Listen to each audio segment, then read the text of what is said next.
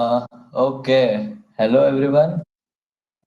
I hope you can see me and hear me. Am I audible? Yes, Parthiva. Yeah. Okay. So we've been planning this from a very long time, and I'm very excited to, interact with you, talk with you, and we've prepared the presentation on very short notice. जैसे ही पता चला कि exams postpone हुई है, we got into it and just keep asking doubts. I am not a professor, कुछ वो कुछ नहीं है. I'm just an alumni DICT. So we'll be starting with the presentation now. uh, Try and keep yourselves on mute. Whenever you want to ask any questions at any time, you can just unmute yourselves and ask me so that other people can hear them clearly, right? I'll share my screen now.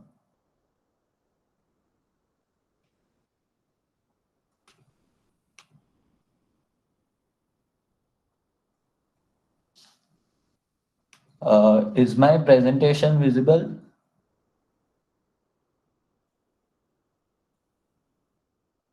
Okay, great. So, yeah, we'll be talking about the basics of financial markets. What would we be discussing today? We'll be we'll be talking about the introduction and the need for financial markets. We'll be then discussing about the types of financial instruments. Then we'll be talking about the primary and secondary markets. So अभी ये IPO का बहुत hot topic चल रहा है. So what exactly is IPO will be covered in this section, primary versus secondary markets. Then we'll discuss how to track markets, how to get a sense of what is going on in the market. That is done using market indices, जो Nifty, Sensex, ये सब जो है, that I will discuss in this section. Then we'll discuss about trading versus investing. What is the difference between the psychology of a trader or an investor? कैसे उनके expectations अलग होते हैं, उनके methods अलग होते हैं. That all I'll be talking about in this section. Then we'll be discussing some charts, some basic terminology that some of you might not know, but it's completely all right. And then we'll be moving on to a Q&A session जहाँ पे आप कोई भी question मुझसे पूछ सकते हो. I'll also be taking some breaks in between these topics so that you can, let the topics settle in and ask some questions and I don't get too ahead of myself. All right. So I'll be starting with a brief introduction about myself. I just graduated from DICT this year and I have a couple of internships, quant-based internships. I interned at the high frequency trading firm here in Ahmedabad as a quant analyst, and I also interned at one of the top trading desks of Mumbai as a strategy analyst. These experiences were a game changer for me because I got to know that even from a simple tool like Excel, they were managing this much amount of money. That's, insane. And when I say Excel, it's not just Excel, but all the data analysis and all that stuff is being done in Excel. We being software engineers, we learning all those programming languages, we are much ahead of them. We can simply do things in Python, pandas, but they were using Excel. So that's a complete eye opener for me. The power of our ICT and CS background, we can do a lot of wonders. So my interest got into algo and high frequency trading. The computational finance course uh, taken by Jaideep sir is also pretty fantastic if you are really interested in this domain. So you can talk to Jaideep sir as well. Uh, I also have an interest in quant analysis. We'll be talking in the later sections about what exactly is quant analysis and how is it different from fundamental and technical analysis. I have an interest in strategy building and I am a self learner basically. Currently, developing strategies on my own for my own funds, and I am working on algo trading techniques. And I would really like to use the machine learning and data science techniques in the field of finance. It has a lot of potential, and any one of you really interested can directly reach out to me, discuss some projects, and I'd love to hear it. So, starting with the introduction to financial markets. What is the need of financial markets?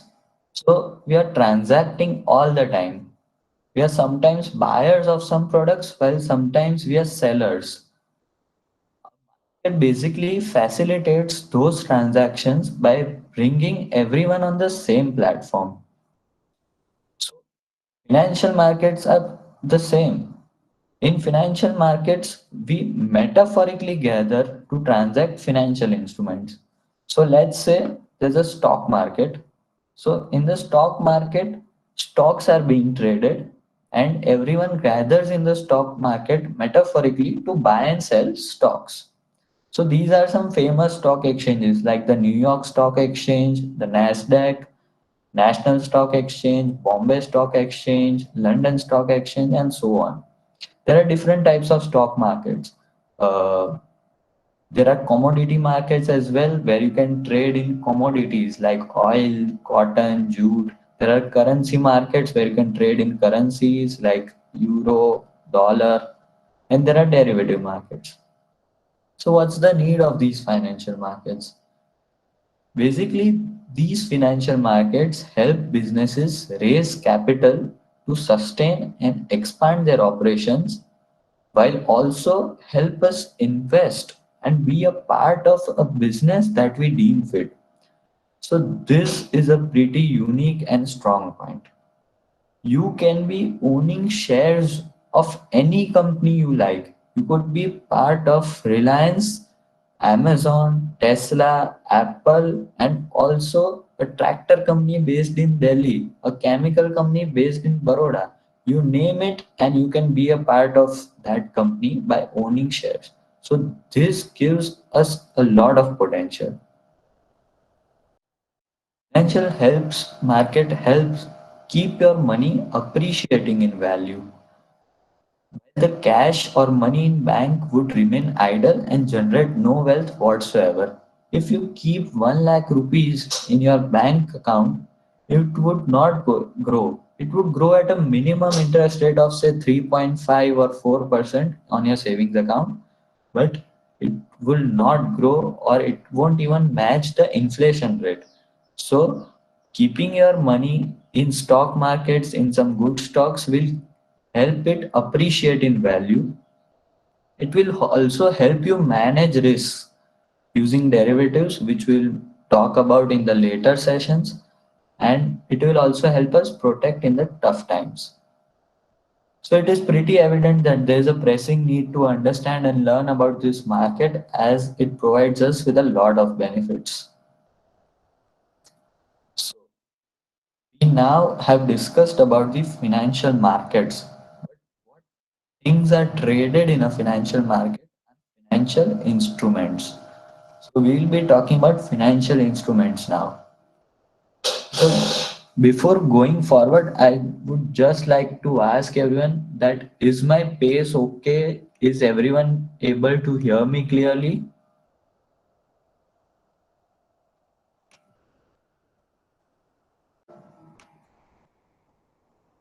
All right, great. So introduction to financial instruments.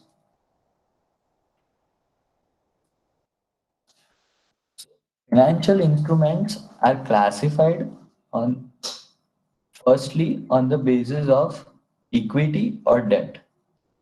Equity or debt. So equity based instruments represent an ownership of an asset, while debt-based instruments represent a loan made by an investor, the owner of the asset. So let us say that a stock. So what is a stock? Stock is simply an ownership of the company. If you own 1,000 shares of Reliance, that means you are an owner of 0.001% or 0.0001% of Reliance. That means you are buying an ownership, you are buying equity in the company. While what is debt? Debt is simply a loan given to the company. You are providing a loan to the company by a debt based instrument, right? So these are the first two classifications, equity based and debt based. The other classification, okay, Forex is not neither equity nor debt. It is a completely different instrument and it's known as a spot. The other classification is between a cash instrument and a derivatives. Cash is something that you get today. Derivative is something that you get on a later point in time. So, value of cash instruments are influenced by investor sentiments. So, in simple terms, the stock of Adani Enterprise, let's say, how is the price decided of an Adani stock? It is simply decided by what people think the price of the stock should be. So supply and demand will determine the stock price of Adani. But what will- what will be decided by the Adani futures? Adani futures price will be decided by the Adani stock price. So let me explain by a simple example. If you go on any charting platform, you will see this.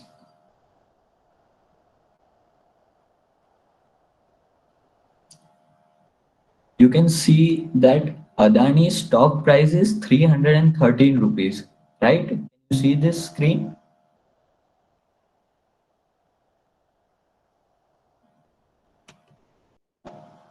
But if you see Adani Enterprise Futures,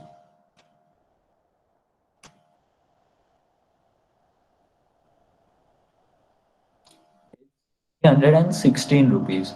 So these futures, the futures are the derivatives. They get their price from the stock.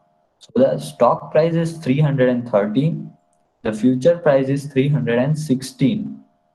So this is the difference between cash instrument and a derivative instrument. You can simply pay cash, pay 313 rupees right now and get a part ownership in Adani, while you can defer that payment 1 month later and get Adani futures. So we'll discuss about this derivatives part a bit later in time, but I just want you to understand the difference between stocks and futures. Stock is cash, futures are derivatives. They get their price from the stock. All right. So primary and secondary markets. Not many people know that we actually consider as markets are secondary markets. What are primary and secondary markets? Primary market is one where stocks of any company are offered to the general public for the very first time. So, primary market is also known as a new issue market. So, the process by which these shares are offered to the public is known as an IPO. In primary markets, the transactions happen between the company and the investors. So, this here is a pretty important point. All the transactions that happen in the primary market are between a company and an investor only. The funds are transferred from the investors to the company, and the ownership of assets goes from the company to the investors. This is the simple logic behind primary markets. In primary markets, there is no variable price, there is a single price. The company will decide that it wants to sell its stock at 500 rupees. The investors will simply decide if they want to buy the stock at 500 or not. They do not have an option to bid at 400 or 600. A secondary market is one in which these shares are later traded from one investor to another. So all the trading that we do is on the secondary market. The fund flow among investors and the price is also decided by the investors through supply and demand. So this is the key distinction between a primary and a secondary market. So what's an IPO? Why does a company do an IPO? There are a lot of questions around this topic. So company always in pursuit to bring in new money. Every company is in continuous pursuit of money to run their business, to bring in new business, to do some marketing, to expand their existing business, or to ease the burden of debt. If a company has taken some debt, it wants to pay off some of its debt, then it needs money. So companies can bring in new cash extensively by two methods. First one is the debt capital. Debt capital is simply borrowing money from banks or by issuing corporate bonds so that a large number of investors can become lenders.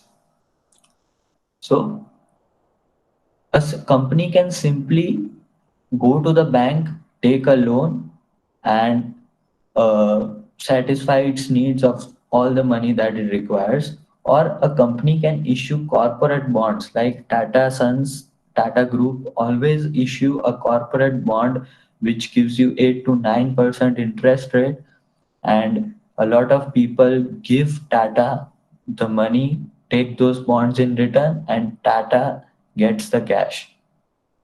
So this comes at a cost of interest that the company has to pay to its lenders. The second method is the equity capital. So the company can choose to sell some of the stake they hold in their company to other investors or to the public in the form of an IPO.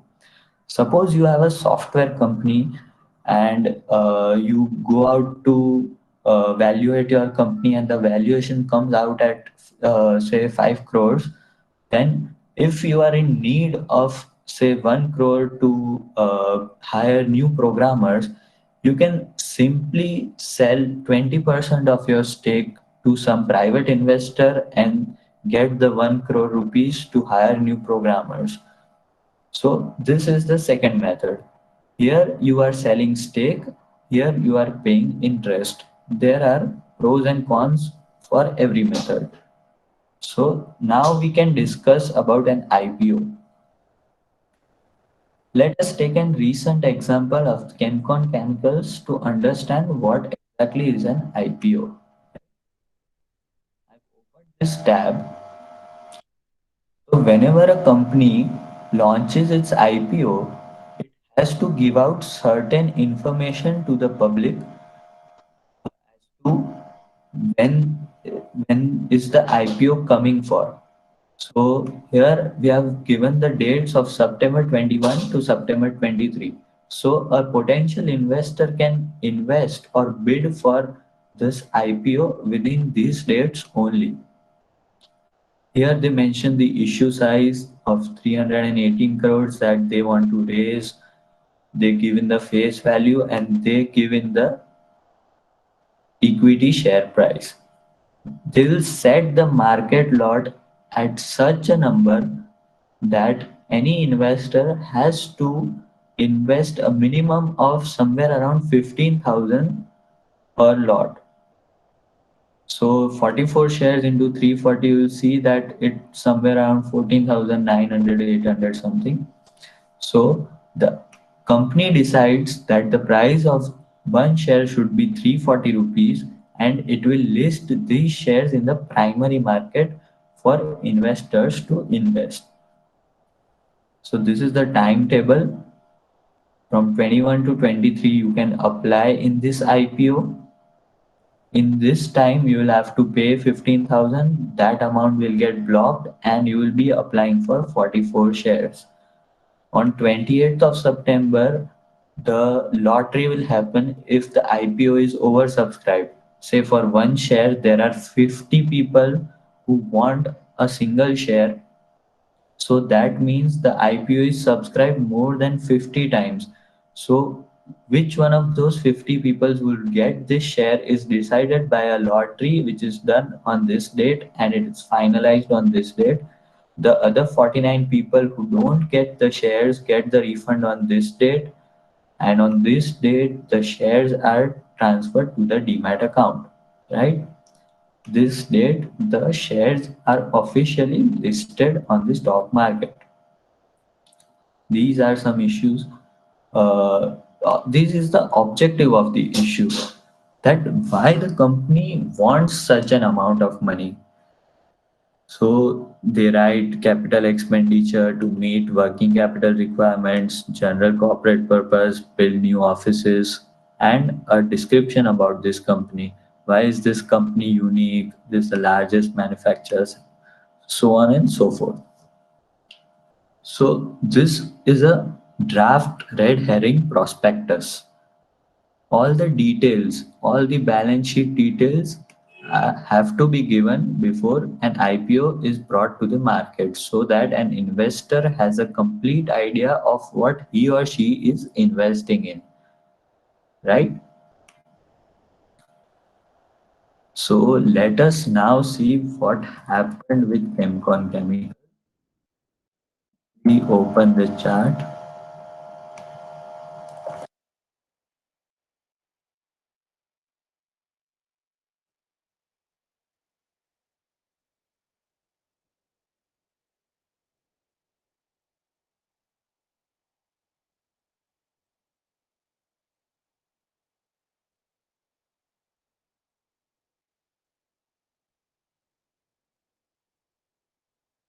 So on 1st of October, you see the IPO of Chemcon Chemicals opened at 730 rupees, while the company sold it for 340 rupees.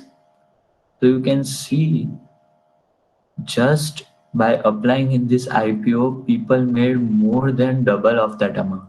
But if you didn't sell here, it dropped down to 580 on the single day, and right now it's at 486. So it's a very tricky process, this IPO. And if you want to look at all the historical IPOs, what happened with which IPO, this is a simple link that I'll be sharing with you later. You can clearly see all the details. You can see that it was subscribed 150 times. That means for one share, 150 people were fighting. It was the issue price was at 340 and the listing open was at 730 rupees. So 72% was the gain at the end of the day. 584 was the closing price. So I'll share this link with you and you can see all the historical IPOs, which IPOs worked beautifully, which did not work. Happiest Mind was a really good blockbuster, more than double gains. So yeah.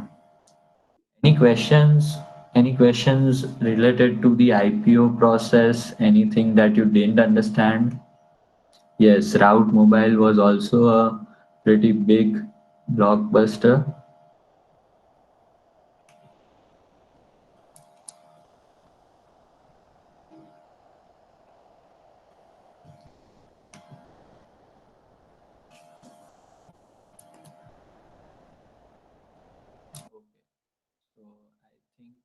can move forward.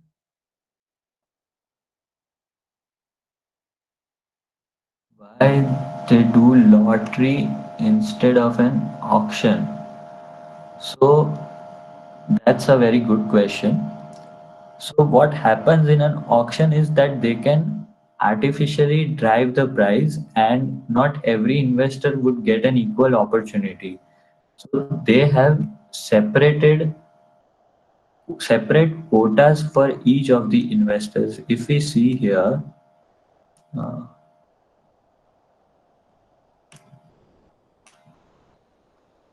uh, if we see here, they have different quotas for each investor. Suppose uh, these is the quota for retail investors. That is, they are going to raise 111 crores from the retail investors. That is us. They'll be raising 63 crores from the quant, uh, qualified institutional buyers. They'll be raising 63 crores. From the non-institutional investors, they will be raising 50 crores. From anchor investors, they will be raising 100 crores. So they get a sense of what the price should be by taking this bracket of 338 to 340. They do a market research. They don't want their IPO to go unsubscribed. So auctions happen, not exactly auctions, but bidding happens in the gray market that decides how good an IPO is. In the gray market, there's a gray market premium which is going on. So in the gray market premium, it will give you a rough idea of how good a stock is. But I don't think we should discuss about gray market too much. So I'll just move forward.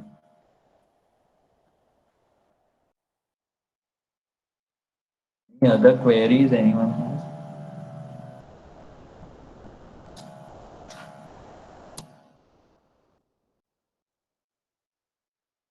Okay.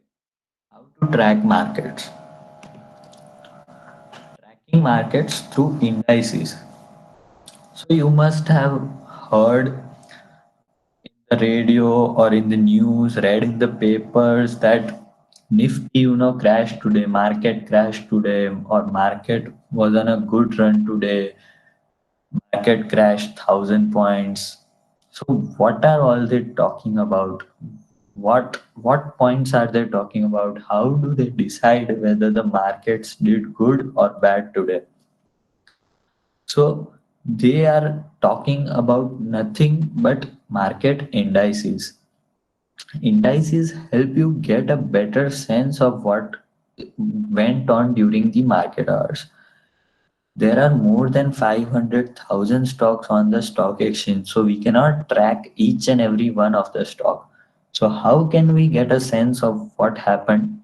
So we have made certain umbrellas, certain classifications, uh, like big companies called large caps, small companies, small caps, mid caps. We have classified the companies and made indices so that we can get a overall picture of what is a stock market doing today. So we do it through market indices.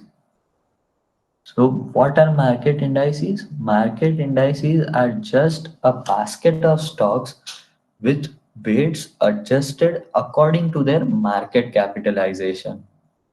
So, Reliance having a market cap of 13 lakh crore would have a higher weight in the Nifty index than some other company, say Wipro or Yes Bank. Yes Bank is no more in the Nifty, but yeah. So, how are these indices made? Indices are classified as global indices, the MSCI. MSCI is a world index which tracks the world markets, the top companies of the world. We have national indices like the S&P 500, which tracks all the 500 stocks of US markets.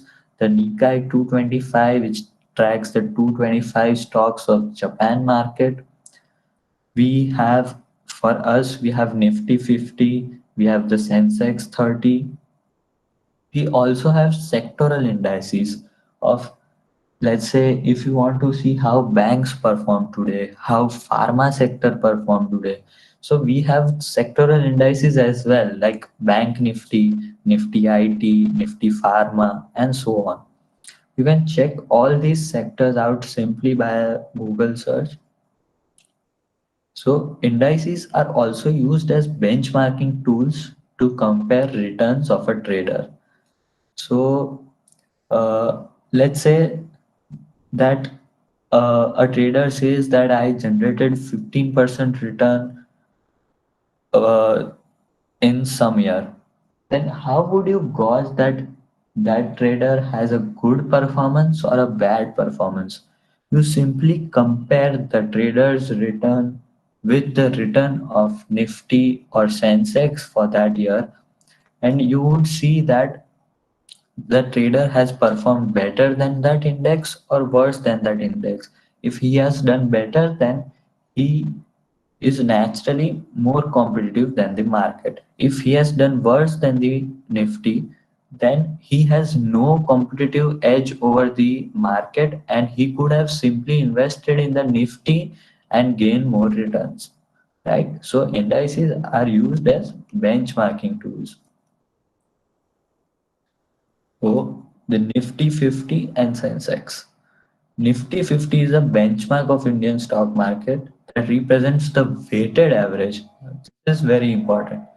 Weighted average of 50 of the largest Indian companies listed on the national stock. It contains 50 companies and each of the companies has a weight according to their market. A larger company would have a larger weight. It is one of the two main stock indices in India, the other being the PSE Sensex, which contains 30 companies. So you want to see the chart of Nifty index, you simply go here and you see that it gained 80 points today or 0.67%. So this is what everyone talks about when they talk about the market performing well, market opening in a positive tone. This is what they are all talking about. The market falling during the coronavirus, the market gaining back its momentum. So this is what's been going on. Indexes also help people hedge or directly invest in the top tier firms of that exchange through index derivatives. Now, say I am a very new guy to stock markets, I do not know what to do. I just adjust my portfolio like the Nifty index, and I would have no worries whatsoever because they are the top 50 companies of Nifty, of NSE. But you cannot directly trade an index. You cannot go and buy a Nifty because Nifty is just a symbol. Nifty is the combination of 50 stocks, but you cannot directly trade Nifty. So, what you have to do is you have to trade in Nifty futures or you have to trade in Nifty. So we'll talk more about this later, but each month has a future. You can see here Nifty index futures for October month. There are futures for November, December. There are weekly as well. So we'll discuss about the futures and options later. Any doubts at this point? I'll wait for some doubts.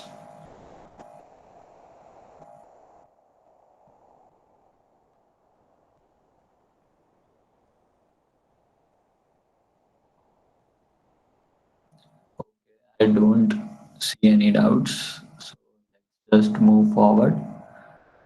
Trading and investing.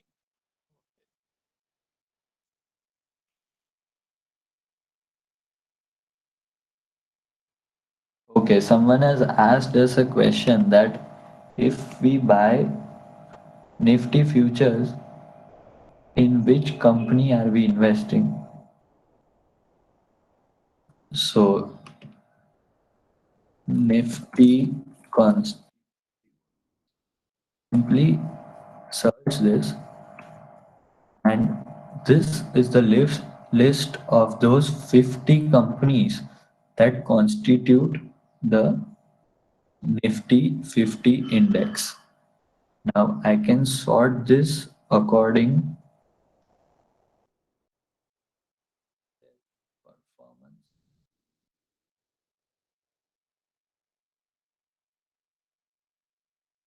1 year performance. So Dr. Reddy Labs obviously performed the best. So you can simply search in Google Nifty 50 components or constituents by weight, and you will get a list of 50 companies that make up the Nifty 50 index. So when you buy the derivatives or futures, you are simply betting on these 50 companies according to their market cap, right? Someone is asking that what are the average returns of Nifty? That's a very intriguing doubt. I'll show you the method to chart also. So just bear with me. We'll go in the full feature charts.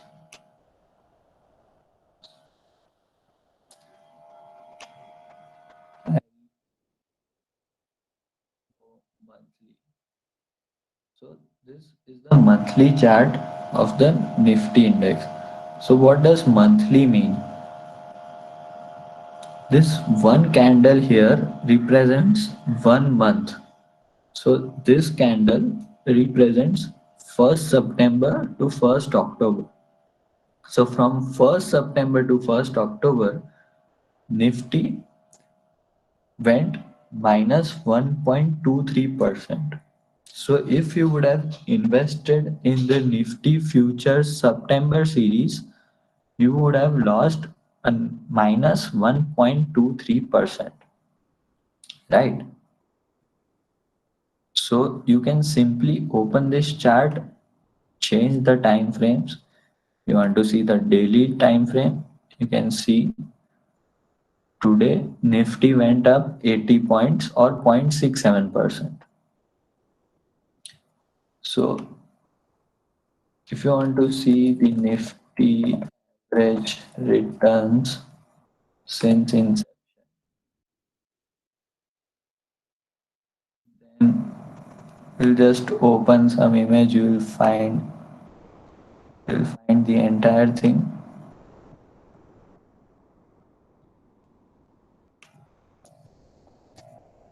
You'll see these two big spikes.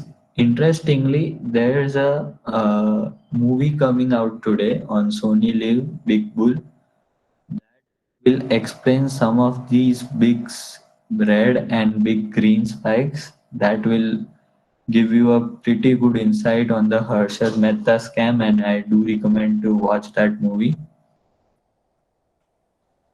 Okay, so the average returns question, I'll just like to point out that if someone tells that I made 10% from March till today, then I won't be surprised even a bit, because 10% is nothing from March. In March, Nifty was 7,000, 8,000 levels, and right now the Nifty is at 11,900.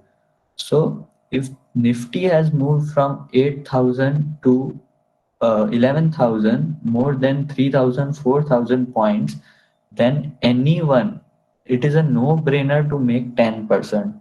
So that is what I meant by saying that these are benchmarking tools to compare returns. So a minimum 50 to 60% at least anyone would have made if they invested at March lows and exited right now or in the September tops. So this is what is meant by benchmarking. And that is why average returns of Nifty are an important thing to look at. Okay. Anything else?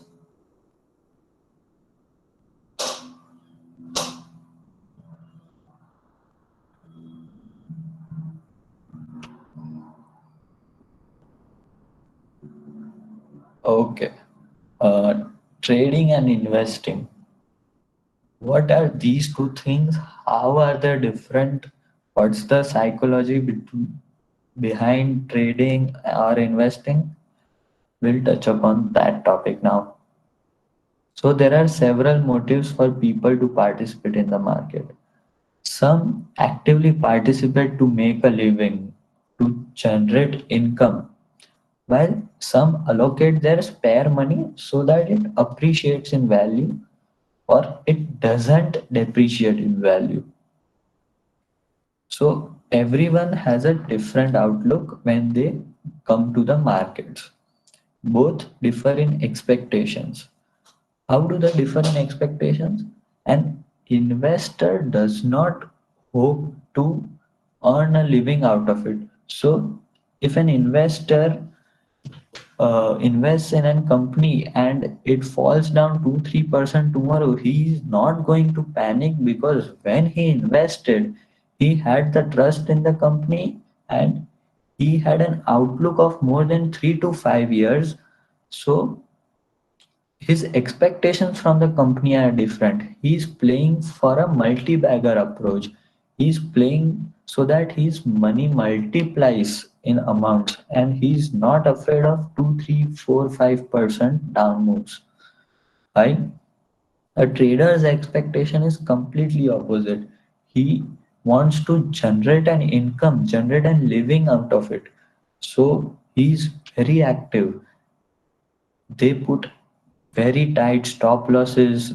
They actively read all the news, do some analysis, continuously buy and sell so that they are not in loss at the end of the month or the end of the year and make some real good buck so that they can earn a living out of it. So the expectations are completely different. The time frame is also completely different. An investor looks at least 3 to 5 years and he does not touch his position till a minimum of 2 years. Whatever happens, he sits tight through all the drawdowns. And an investor that panics in the downfall is not a real investor. The time frame is too large for all these downfalls, and in the end they always make money. A trader's time frame is completely different. On the other hand, a trader can trade for less than a few seconds. He can trade intraday for a few minutes to a few hours. He can trade for a few days or a few weeks and even for months, but not more than that. That's the type of trader. The frequency of transactions are also completely different. An investor does not continuously buy and sell his position. An investor generally does not touch his portfolio even. Even if he wants to hedge, he will take other instruments but not touch his portfolio. While the frequency of transaction for trader is completely different, he continuously buys and sells large amount of stocks so that he can make lots of money in just 1 or 2 rupees of price change. Their analysis method is completely different. When a investor chooses a company, the time frame he has in mind is of 3 to 5 years. So he looks at the balance sheets of the company and makes sure that the company he is investing in has a potential to generate profits and grow 20-30% over the years. So he looks at the balance sheets, looks at the management, while a trader simply looks at the charts, sees that new people are coming in and buying this stock, which will lead to an increase in 2-3 rupees price. He quickly gets in, takes the profit, quickly gets out. So the analysis method is completely different. and it both of them are affected differently by market regimes. Volatile markets, fast upswings, fast downswings, all those things do not harm the investor. Investor does not worry about large up moves or down moves, but large up moves or down moves are a blessing to the trader. High volatility means a trader can make lots and lots of money if his analysis is right. One-sided markets, traders can make a lot of money. One down-sided markets completely going down, investors will have to worry a little. They buy their hedges. So there are a lot of distinctions between a trader and an investor, and both of these processes have their pros and cons. An investor usually works on compounding. He uses the effect of compounding, that 1 lakh rupees invested in the year of 2000 at a rate of 4% would double in 18 or 20 years, I think. So he uses the power of compounding to grow his wealth, while a trader uses this minute price changes to get a lot of profits. So here are two examples to show the pros and cons. Warren Buffett, the richest investor and most liked person of the trading and investing community, he accrued 90% of his wealth after he was at age of 65.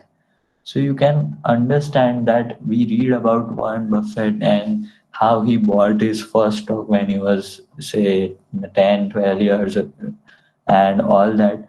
But actually, he got all his wealth after he was at age of 65. So that is okay. Someone has asked us a question.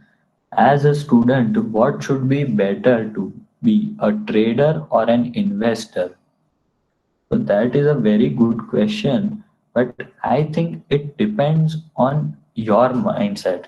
How much time you have, how much time you can give to the markets, and what's your capital like. So obviously, being an investor is a no-brainer. I would always suggest everyone to invest in good top quality stocks that grow at more than 10% annually. And being an investor in good top quality stocks is there's nothing like it. I've seen the effects of stocks going 10, 20, 30 times, and that is really amazing. But if you have a lot of time on your hands, you can definitely get into the markets, but proceed with caution, because just I'll cover the next next point and then come back to the question. Jesse Livermore, he's the most famous trader. If you'll Google the top traders or famous traders, this is the first person that will pop up. He successfully shorted the 1929 market crash. Now, you understand that from February the market was continuously falling. It fell more than 30, 40, 50%. It halved in its value, and if you have shorted that market, how much wealth you would have made. He shorted the 1929 market crash and built his fortune to $100 million. That's the power of trading, guys. It can reward you within seconds. 3, 4 years of all your hard work will be rewarded within days. However, he became erratic in 1934. He lost all his money. So these are the pros and cons. Now, as a student, I think as an ICT student, as a computer science student, we always love to automate things. Am I right? So there's there's this new field that's up and coming. US में तो अभी से बहुत चल रहा है, कब का बहुत चल रहा है. These hedge funds use these techniques all the time. That's algo trading, and We You would not believe that in our courses we are learning each of these techniques. We are learning data science, machine learning, we are learning how to build and use softwares, automation, scripts लिखना आता है हमको. It थोड़ा time देके within 1 to 2 months you can easily develop your own algorithm, your own portfolio building strategy. You can automate it, you can deploy it in the market, and your algo will execute your buy and sell orders for you.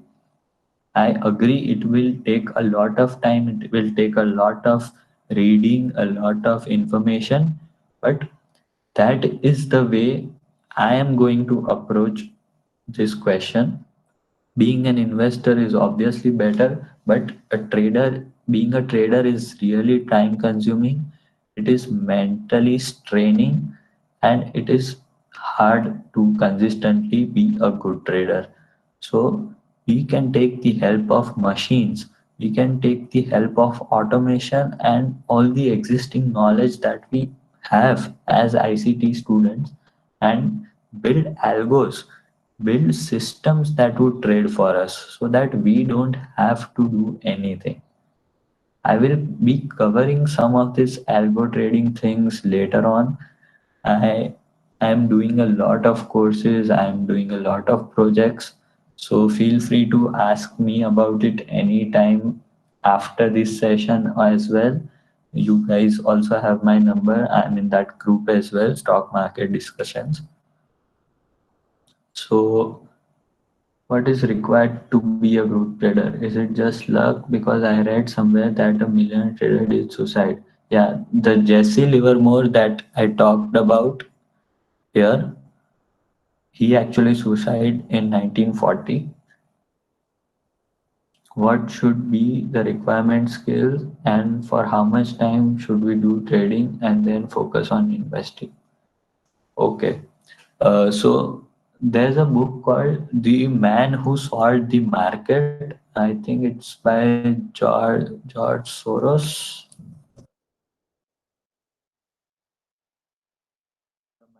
Jim Simmons. It's by Gregory Zuckerman, and it's about Jim Simmons. Jim Simmons was a mathematician, and he sort of used the mathematic techniques in trading, and he is one of the greatest traders to have ever lived. So I would suggest you read.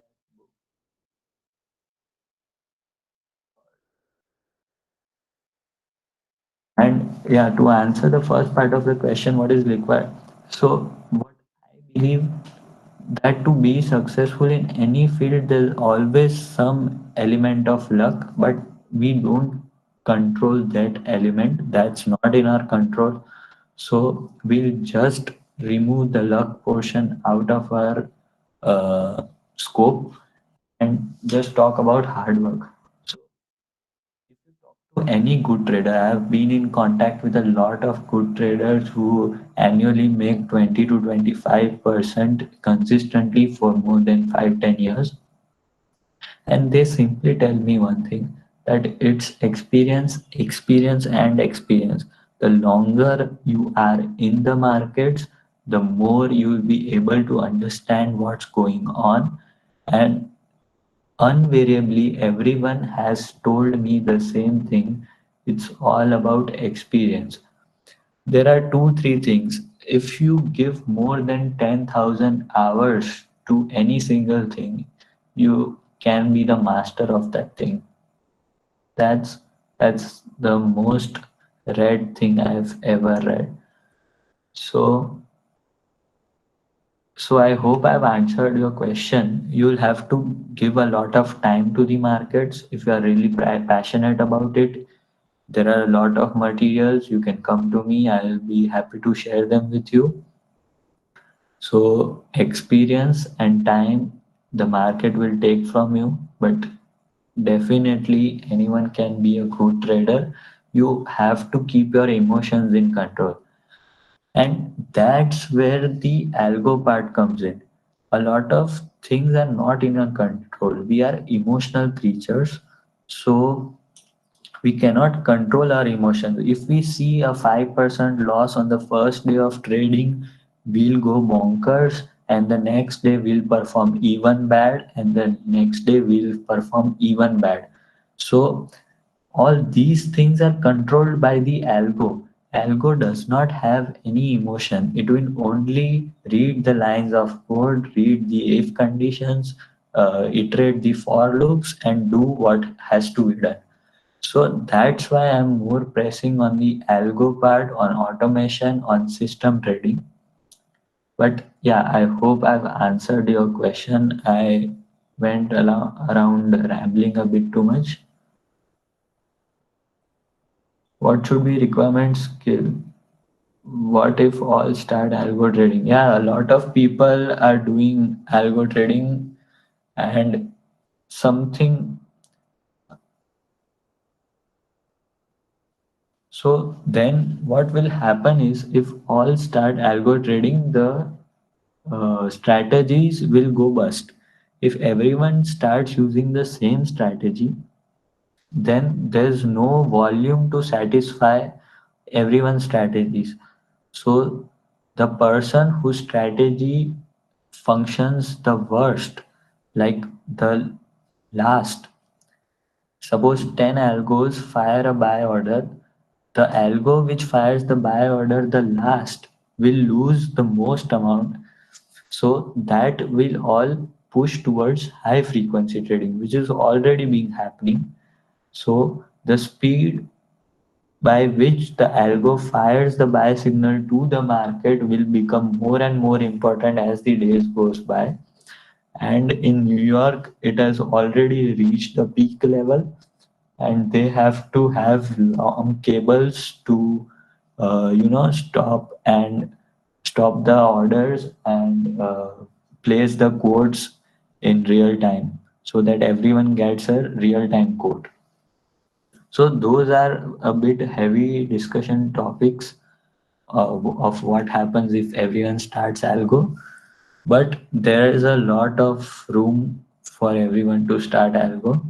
That is not a big deal. Yeah, anything else?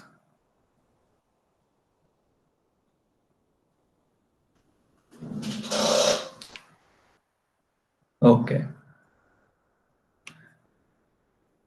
So I I think a lot of you might not know where to see these charts, where to see the stock charts. So there are two websites. There is one is TradingView and one is investing.com. Both of these websites you can see a fully technical chart of any stock that you want from the entire world. You can see Apple stock, you can see Tesla stock, you can see Reliance, you can see even the smallest of the smallest stock, which is listed on the stock exchange from these two websites. So what I'll do is just I'll go and show you some of the stuff. This is TradingView. Here you can see Nifty, you can see Sensex. You can create a watch list of your own here. You can just go to any of the indices. You can search any of the stocks. Let's say I go Yes Bank. Then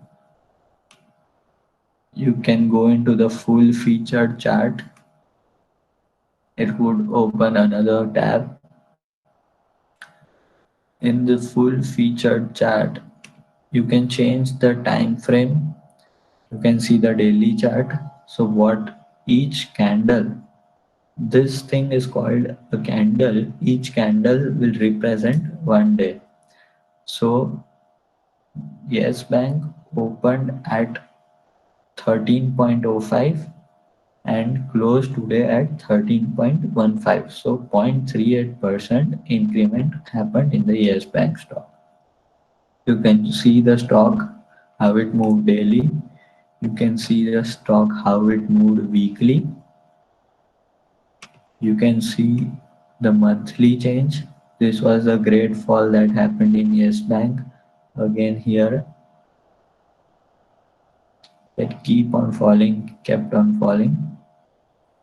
You can change, you can see the line chart.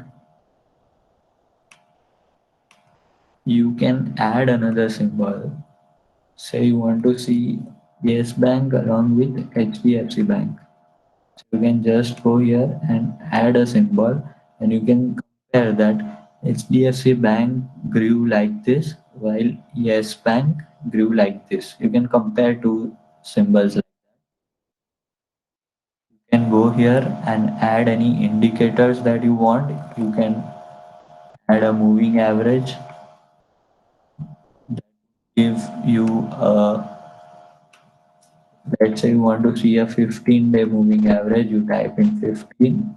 So previous 15 days average price is, you can see the moving average. You can do a lot of stuff. You can see some fundamental metrics. You can have a watch list. So this is a pretty basic thing. You can draw on these charts. You can draw lines. Say line, and you can see that when it broke this support, it started falling down. All of these are technical analysis tools. So we'll be discussing this later on.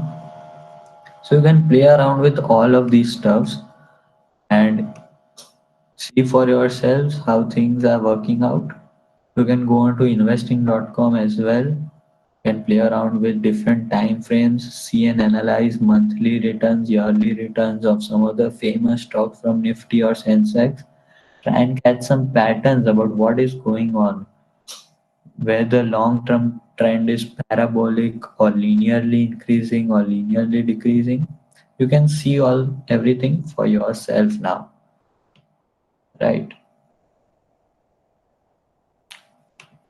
So these are some basic terms that I think some of you might not know. So I'll just quickly discuss them. You might have heard people saying that I'm bullish on the market or I'm bearish on the market. So what does that mean exactly? So bullish is a sentiment that indicates that the person is expecting the stock market to go up, while bearish is a sentiment that means that the person is expecting the stock market to go down. Now, how to remember what means what? So, bullish, if you imagine a bull always swings or attacks his enemy with his horns going from down to up. He would swing his head from bottom to the top. So a bull always expects the stock market to go from the bottom to the top, while a bear would always attack its enemy by the motion of its paws going from up to down. So in this way, you can remember what does bullish mean and what does bearish mean. A long position in a stock is simply that I have bought the stock, I'm expecting it to go up, I'm bullish on that stock. While a short position is simply that I have sold the stock and I am bearish on that stock. OHLCV or open high low close and volume. These are the five key information points of a stock. So open is the price at which the stock opened today. High is the highest point that the stock reached today. Low is the lowest point that the stock reached today. And close is the price of the stock at 3:30 today, or which at which it closed today. Volume is the number of transactions that happened in this stock today, right? Squaring off simply means closing your positions. Suppose you have a long position and you want to close that position, so you sell the stock which you had already bought. So that is called squaring off. And stop loss and take profits are levels that you predetermine. That say if I buy a stock at 100 and it moves down 2 points, then I want to exit that position. So your stop loss is at 2% levels. So after the stock moving down 2 points, automatically your position will be squared off and your loss will be stopped at 2%. While take profit is a level where you determine that if a stock goes from 100 to 108, I will exit my position. So I will take a profit of 8%. So you predetermine that if I make a loss, it won't be greater than 2%. And if I make a profit, it won't be greater than 8%. Between that, your position will remain open. So this is stop loss and take profit. Any other terms that you would like to know about or I might have missed?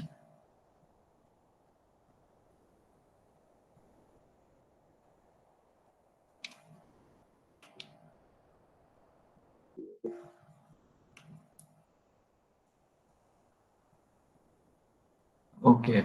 Pre-opening market hours. Okay. So market hour in India, the market hour is between 9:15 to 3:30. 9 at 9 a.m. in the morning, the market is in the pre-opening stage. So from 9 to 9:15, all the auctions take place. Previous day auctions, the sell orders, buy, and the first price of Nifty is quoted at 9 a.m.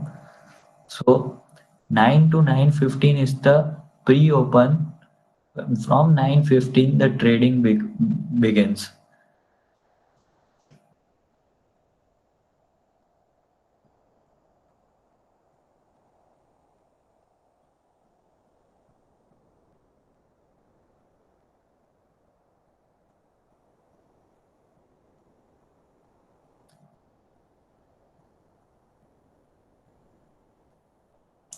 Okay, someone is asking where should one invest, stocks or mutual funds? But for stock, one should have enough knowledge for that stock, right? Yeah. So mutual funds give you an opportunity like you they'll give you a minimum okay, on an average this mutual fund returns an 8% return over years or 9%, but they do not guarantee that. So in tough times even they will perform badly. So if you have proper knowledge of stocks, if you know some companies that are going to do well, like if you trust, okay, say let's say for example Reliance, you see the Reliance annual general meeting, you see all its products, okay, they are going into the 5G business, they are bringing in the virtual classrooms, they are investing in the Oculus thing. So when you see all these things and you get the confidence that Reliance would be a good performer, then after your due diligence, after looking through its balance sheets, whether everything is correct or not, you should do your due diligence and then invest in stocks for yourself. That way you would be in more control. But yeah, you need to have enough knowledge for that stock 100%. Okay, the what happens in that period? I think that is a little more advanced for today's topic. We'll be surely discussing in the next topic. I have prepared for that as well, but we'll let it remain in the flow and maybe discuss in the next presentation. If you want to know that really, you can just text me and I'll let you know. But I do not want to confuse everyone because derivatives and all is a heavy topic.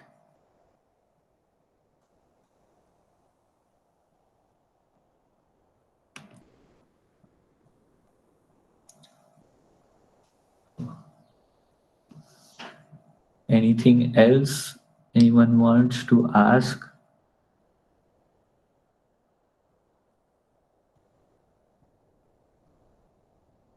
Okay, so I have started this page. I'll just show you.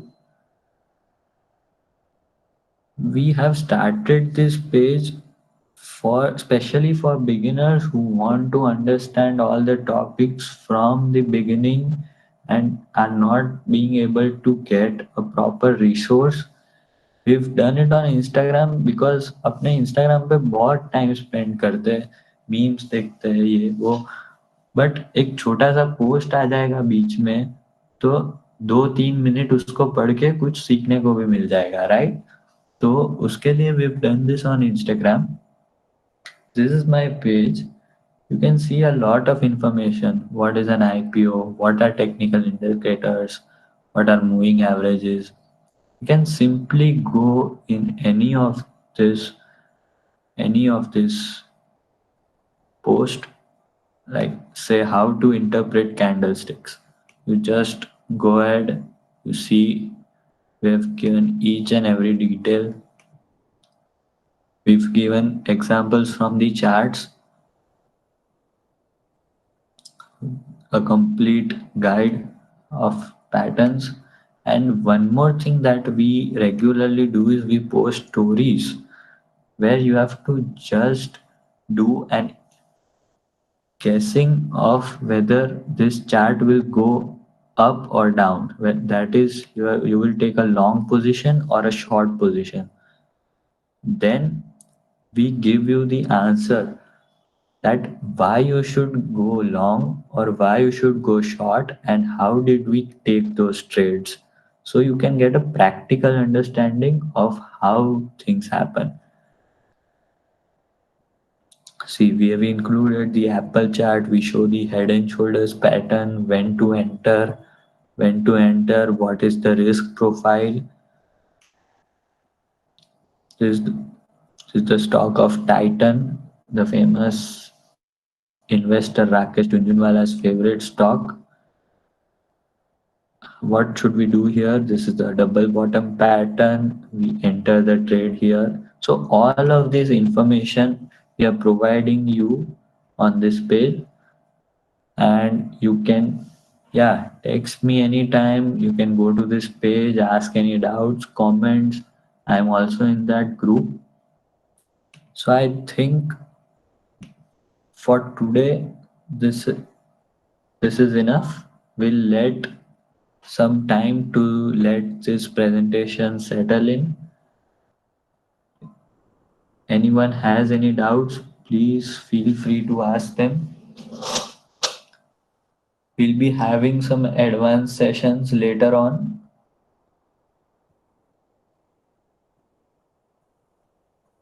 And also do let Tathagat or anyone from the business club know कि next time क्या cover करना है आपको. And also if you liked it, just just send me a feedback possible. And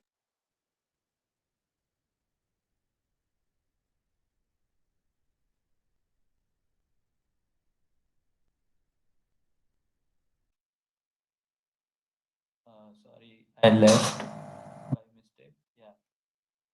So just give me a feedback about how you like this, how can I improve, or what you did not like about this session, and I would make sure to change that next time. Share this presentation with Tathagat and he'll share it with you. And the seminar is also being recorded, so you'll get the recording as well. So anything else?